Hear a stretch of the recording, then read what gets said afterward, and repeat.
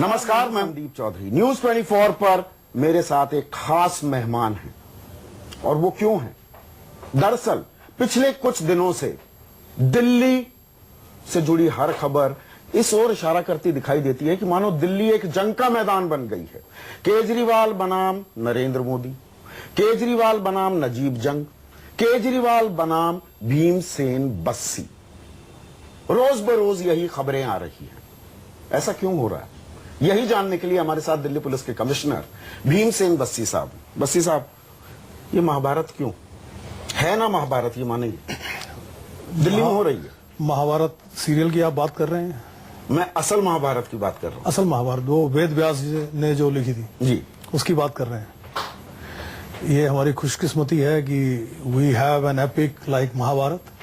नहीं, कोई कौरव बन रहा है, कोई पांडव बन रहा है। हर कोई कह रहा है पांडव मैं हूं, दूसरा कौरव है, कुछ धृतराष्ट्र भी बने हुए हैं। और दरअसल इसमें अगर मैं थोड़ी तीखी कड़वी बात करूं, और वो जरूरी हो जाती है, चीर हरण भीमसेन बस्सी का हो रहा है, दिल्ली पुलिस का हो रहा है। नहीं, पुलिस जो है एक बहुत मजबूत ऑर्गेनाइजेशन होती है। तो पुलिस में हम जो है दुख तकलीफ झटके हम खूब सहन करते हैं। तो कोई ऐसी बात नहीं है। नहीं, पुलिस को लेके क्लीशेज, अतिशयोक्तियों में बात होती है। फिल्मों में जैसे पुलिस का रुख, रवैया, उसका चरित्र दिखाया जाता है, जो असल हकीकत से बाज दफा कोसों मील दूर होता है। एक पुलिस वाला भी महीनों या हफ्तों घर नहीं जाता है। कैसे सोता है, कैसे रहता है, कैसे काम करता है, शारीरिक मानसिक तौर पर उसको कितना फिट, कितना सक्षम रहना पड़ता है, इन बातों को दरकिनार कर दिया जाता है और छवि धूमिल हो जाती है। यही गत आज दिल्ली पुलिस की है। देखिए, किसी भी जो सरकार है वो हमेशा चाहेगी कि उसके पास में पुलिस हो, क्योंकि पुलिस जो है एक विजिबल अंग ऑफ द स्टेट है जो सड़क पे नजर आता है। और कई बार क्या है दिल्ली पुलिस में, हर कोई दिल्ली पुलिस अपना ये लड्डू हर कोई खाना क्यों चाहता है? हम अच्छा काम कर रहे हैं शायद इसलिए। नहीं, ये स्टेटस सिंबल भी है, ये पावर का इस्तेमाल करने का एक तरीका है। नहीं, ये शायद दबाव बनाने का भी एक यंत्र है। नहीं, देखिए, दबाव बनाने का नहीं, एक देखिए पॉलिटिकल पोजीशनिंग भी होती है। क्योंकि किसी भी पॉलिटिकल पार्टी को अगर वो उसे अपना जो है, देखिए सरकार अपना काम करती है, सरकार के पास अपना काम करती है, सरकार के पास हजारों काम होते हैं, सरकार हजारों काम करती है। और हजारों काम ऐसे होते हैं जो अनसंग रहते हैं, जो नजर में नहीं आते। तो उसे समय समय पर कुछ जो है पोजीशनिंग भी लेनी पड़ती है। केजरीवाल राजनीति कर रहे हैं, पूरी राजनीति नहीं, राजनीति नहीं कर रहे। मैं इसको राजनीति नहीं कहूंगा। मैं कह रहा हूं कि वो राजनीति कर रहे हैं। आप कह रहे हैं वो दरअसल राजनीति, और मैं समझा देता हूं मैं क्यों कह रहा हूं, ये दर्शकों को भी समझने की जरूरत है। वो जब सत्ता उन्होंने संभाली, दूसरी दफा संभाली है, ऐसा नहीं कि पहली बार वो मुख्यमंत्री बन रहे हैं, उनको मालूम था law and order is not under the purview of Delhi government. लेकिन वो पोजिशनिंग कर रहे हैं, हाँ, वो पोस्चरिंग कर रहे हैं, वो राजनीति कर रहे हैं। मैं ये कहूंगा कि इतनी सी पोजीशनिंग किसी भी राजनीतिक पार्टी के लिए आवश्यक होती है। तो इसलिए वो अगर पोजीशनिंग कर रहे हैं, तो मैं तो इसीलिए मैंने अपने अफसरों को कहा है, आप इस चीज की बिल्कुल परवाह ना करो। इस इश्यू को मैं अपने आप जो है, जिस प्रकार से मुझे टैकल करना मैं टैकल करूंगा। मैं सरकार, दिल्ली सरकार को भी मिलूंगा, दिल्ली सरकार को भी समझाने का मेरा प्रयास होगा। इसीलिए जब आपको याद होगा, माननीय मुख्यमंत्री महोदय जब दिल्ली पुलिस हेडक्वार्टर्स आए थे माननीय उप मुख्यमंत्री के साथ, तो मैंने 2.5 घंटे की तकरीबन उनको प्रेजेंटेशन दी थी, बातचीत की थी, जिसमें कि किस प्रकार से दिल्ली पुलिस दिल्ली की जनता की सेवा के लिए कार्य कर रही है, उसके बारे में मैंने जानकारी दी थी, ताकि कोई गलत अगर धारणा है वो धारणा जो है खत्म हो जाए। इसलिए जब माननीय मुख्यमंत्री साहब ने के प्रिंसिपल सेक्रेटरी ने मुझे गुजारिश की कि मैं उनको आके मिलूं, तो मैं उनको मिलने गया और मैंने तकरीबन 1.5 घंटा वहां उनके साथ बातचीत की। कैसी बातचीत थी? बातचीत मेरी, मैं तो कहूंगा, बड़ी पॉजिटिव थी, बड़ी कॉर्डियल थी। जो स्टेटमेंट आया था, आत्मीय तरीके से बात। हाँ, आत्मीय, क्योंकि देखिए ये कौन सा आत्मीय? सत्येंद्र, आप यहाँ पहुँचते नहीं, उससे पहले सत्येंद्र जैन कहते हैं कि नहीं असहयोग आंदोलन चला रखा है भीमसेन बस्सी। नहीं, आत्मीय का मतलब मेरा ये है कि मैंने खुल के बात की है। मैंने जो है अपनी पोजीशन को वहां पे एक्सप्लेन करने की बात की थी, और एक उन्होंने बहुत अच्छी जो है कदम उठाया था।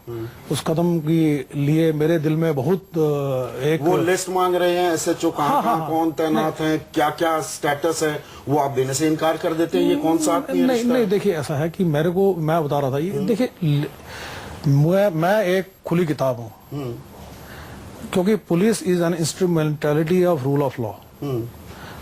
हम जो है एक कोई महकमा नहीं है जिसको किसी ऑफिस ऑर्डर के तहत बनाया गया है। हमारा स्ट्रक्चर, हमारी रिस्पॉन्सिबिलिटीज, हमारी अथॉरिटीज, हमारी लायबिलिटीज और हमारा पूरा प्रोसेसेस कानून में डिफाइंड है। तो अगर मुख्यमंत्री डिटेल्स मांग रहे हैं तो आप देते क्यों नहीं? देखिए ऐसा है कि मुझे जानकारी देने में कोई समस्या नहीं है, पर जो जानकारी जो मैं दूसरों से शेयर नहीं करता, वो अगर जानकारी मांगी जाएगी। पॉलिटिकल एग्जीक्यूटिव है, आप परमानेंट एग्जीक्यूटिव हैं। पॉलिटिकल एग्जेक्टिव हैं, पर मेरे जो पॉलिटिकल एग्जेक्टिव मुझे सुपरवाइज करती है, मैं उसको दूंगा। मतलब LG को देंगे, जो वो आपके बॉस हैं। जो पॉलिटिकल, नहीं बॉस कहना ठीक नहीं रहेगा। हाँ, जो पॉलिटिकल, आसान शब्दों में, ताकि एक आम आदमी समझ पाए। मेरी जो सबसे ज्यादा आम आदमी चलिए ठीक है, मैं बॉस भी, जो मेरा बॉस है मैं उसी को खबर दूंगा। मेरे बॉस से आप एक खबर ले सकते हैं। पर जो बोर्ड है उसका हिस्सा तो मुख्यमंत्री भी है ना, जो कमिश्नरेट सिस्टम जो बना हुआ है। एक रिपोर्टिंग मैकेनिज्म होता है, वरना कल में हरियाणा की सरकार भी शायद मेरे से वो लिस्ट मांग लेगी, परसों तमिलनाडु की सरकार भी मेरे से लिस्ट मांग लेगी। तो मैं इसलिए जो मेरा रिपोर्टिंग प्रोसेस है मैं उसी के थ्रू काम करूंगा। अगर उन्हें वो लिस्ट चाहिए तो मेरे बॉसेस को कांटेक्ट करें। मेरे बॉसेस अगर मुझे कहेंगे साहब वो लिस्ट चाहिए, मैं दे दूंगा। अब कारण यह है कि मेरा हर चीज पारदर्शी है। यही बात मैंने समझाने की कोशिश की है कि हम लोग जो है जितनी भी पोस्टिंग ट्रांसफर्स हैं, ये पुलिस एस्टेब्लिशमेंट बोर्ड उसको कंसिडर करके करती है, और उसमें कोई भाई भतीजावाद नहीं है। अब गजेंद्र सिंह की खुदकुशी का मामला आता है, आप क्राइम ब्रांच को जांच सौंप देते हैं जी। उधर से केजरीवाल सरकार DM के जरिए वो जांच रिपोर्ट लेना चाहती है आपसे, आप मना कर देते हैं। देखिए ऐसा है, देखिए ये स्थिति इसलिए पैदा होती है कि अगर कुछ कार्य मैं कानूनी तौर पे नहीं कर सकता तो मैं नहीं कर पाऊंगा। वो ऐड निकाल रहे हैं कि आप निरंकुश हो गए हैं। निरंकुश वो नहीं, प्रधानमंत्री से गुहार लगा रहे हैं, अपील कर रहे हैं। पुलिस, मानो आप सिर्फ प्रधानमंत्री की बातें सुनते हैं। नहीं, देखिए पुलिस निरंकुश कभी हो ही नहीं सकती। उसका कारण ये है, हम जो भी कार्य करते हैं पर्दे के पीछे छुप के नहीं करते। आप सालों से बाल ऐसे ही, ये सफेद धूप में नहीं पके हैं, ये उम्र का ही सिर्फ तकाजा नहीं है। आप मुझे ये बताइए, देखिए IRS हैं खुद, अरविंद केजरीवाल, कानून से वो भी वाकिफ हैं, आप भी कानून से वाकिफ हैं। अब ये जो तू मैं होती जा रही है आप दोनों के बीच, ये शैडो बॉक्सिंग चल रही है, ये अच्छा है क्या? आप इस बात को लेकर मुतमईन है क्या जो हो रहा है? देखिए ऐसा है कि मैं तो ये चाहूंगा कि इस प्रकार की आवश्यकता पड़े नहीं, इसमें कोई शक की बात नहीं है। देखिए ऐसा है कि मैं जब मिलने गया तो मैंने अप्रिशिएट किया कि आपने जो उस गरीब परिवार के लिए 5 लाख रुपया आपने जो सैंक्शन किया है, ये बड़ा अच्छा है। वो मैं जेन्युइनली, मुझे बड़ा अच्छा लगा वो। और मुझे लगा, क्योंकि देखिए मैं तो जब विक्टिम्स का प्रोफाइल देखता हूँ दिल में रोना भी आता है। कई बार ब्रेड अर्नर ऐसा होता है कि उसके जाने के बाद घर वालों के पास 4 आने नहीं होते। Not only victims of murders, even victims of hit and run cases. क्योंकि आज भी जो सोलेशियम फंड ऑफ इंडिया है, मुश्किल से 1-2 लाख रुपया इस प्रकार के विक्टिम्स को मिलता है।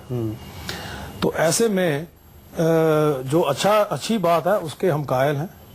पर अगर कोई बात इस प्रकार की होगी जो, या कोई अपेक्षा मेरे से इस प्रकार की होगी जो कानूनी दायरे में नहीं आएगी, तो मैं उसमें उस अपेक्षा को शायद पूरा नहीं कर पाऊंगा। दूध का दूध पानी का पानी क्यों नहीं कर देते? बस साहब, ये इतना कंफ्यूजिंग है एक आम आदमी के लिए कि सही कौन है, पांडव कौन है, वापस मैं पहली एनालॉजी पर लौटूंगा, कौरव कौन है, धृतराष्ट्र कौन बना हुआ है, चीर हरण किसका हो रहा है, ये कोई नहीं जानता। आप एक ओपन डिबेट कर लीजिए अरविंद केजरीवाल के साथ, उनका है कि ये पुराना शगुफा है, आप तैयार हैं? देखिए ऐसा है कि मैं डिबेट नहीं, पर मैं तैयार हूं।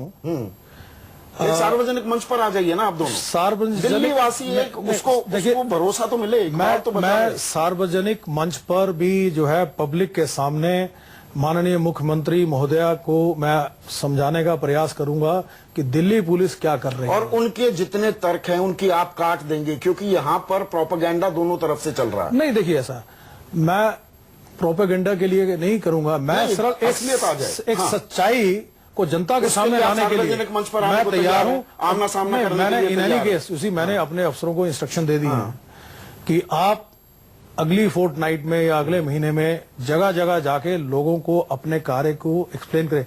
वैसा देखो, ऐसा है, जनता जानती है।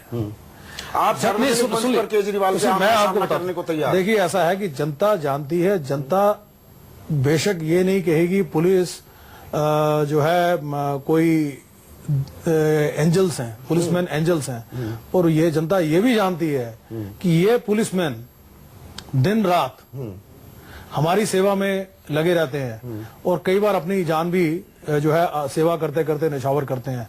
हर साल हमारे ब्लैक शीप भी है। नहीं, मैं बिल्कुल मानता हूं और मैं दर्द समझता हूं। और अच्छा, पुलिस वालों का देखिए ऐसा है, देखिए सर, अब मीनाक्षी मर्डर केस 32 बार या 35 बार चाकू घोपा, मैं उस फिगर में नहीं जा रहा हूं। वो 2 साल से गुहार लगा रही थी, पुलिस वालों ने कार्रवाई नहीं की।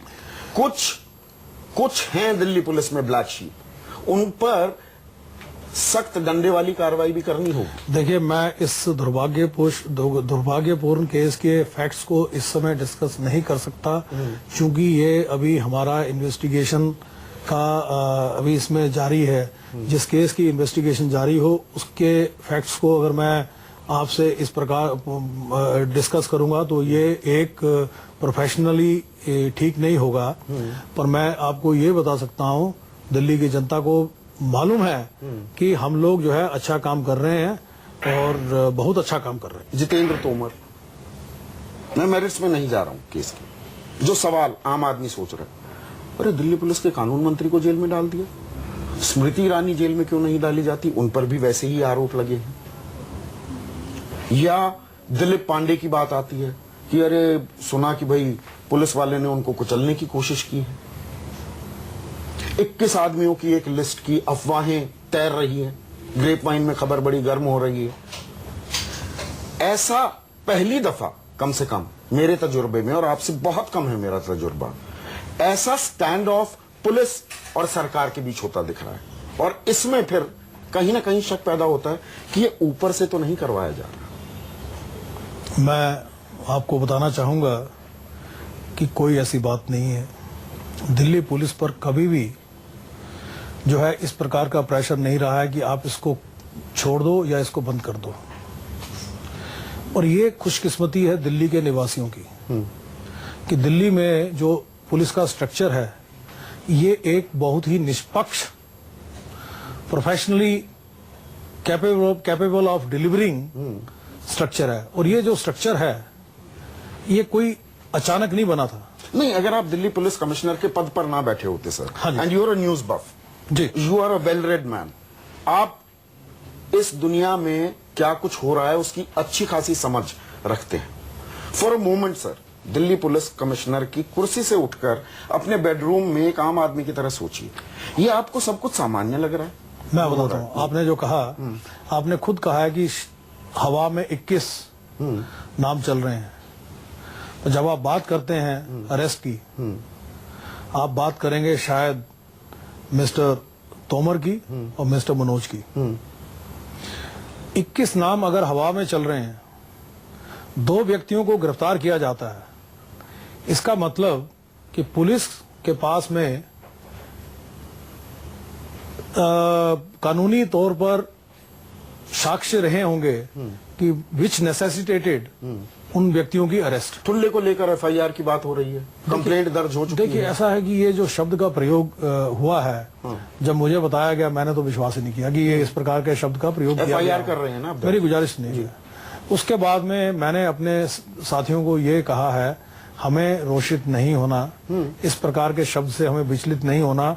कारण ये है कि हमें हमेशा वाहवाही नहीं मिलेगी, हमें ब्रिक बैट्स ज्यादा मिलेंगे और हमारे में कैपेसिटी होनी चाहिए कि हम ब्रिक बैट्स को सहन कर सकें। और कुछ हमारे साथी जो रोषित हुए, उन्होंने पुलिस स्टेशन जाके अपनी तरफ से शिकायत दर्ज कराई। तो शिकायत हमने जो दर्ज की है वो एफआईआर दर्ज नहीं की, उसमें हमने एनसीआर, क्योंकि ये नॉन कॉग्निजेबल ऑफेंस थी, हमने एनसीआर काट के उनके हाथ में दे दी। पर सर, पूरे भारत में कहाँ होता है, व्यापम जैसे घोटाले हो जाते हैं, बड़े बड़े घोटाले, और न जाने कितने दंगे हो जाते हैं। कभी आज तक एक नामजद शिकायत में कहूं, एफआईआर नहीं, दर्ज कहाँ होती है? दिल्ली में होती है। तो वही दिल्ली में क्यों होती है, उसका कारण है। हाँ।